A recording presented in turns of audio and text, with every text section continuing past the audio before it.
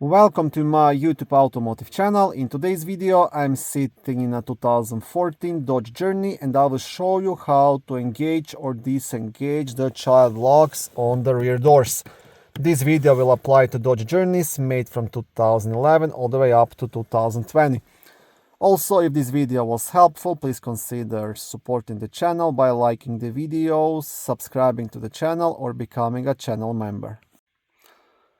Now the point of child locks is when a child is sitting on back seat, so they cannot open the door while the vehicle is running or driving, because right now if I pull onto this lever the door will open, right?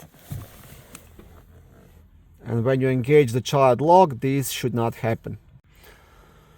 The child lock on this vehicle is located right here. So if you open the rear door, you're gonna see it. So you'll have a couple of symbols, lock, unlock, and a small person. So all you have to do, you just have to insert the key into this keyhole and turn it, and that should do the trick. Okay, now I will show you what you want to do. You just want to pull this blade from a fob. You can use this blade to engage the child lock, right? So you're gonna come here and just turn it like this.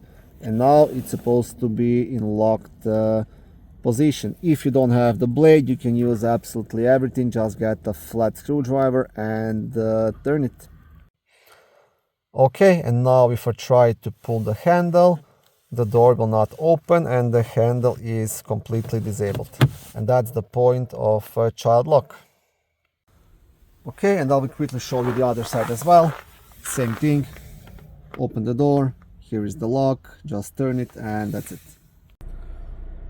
Thank you for watching my video. I hope it was helpful and educational. If it was, please like it and consider subscribing to my YouTube automotive channel.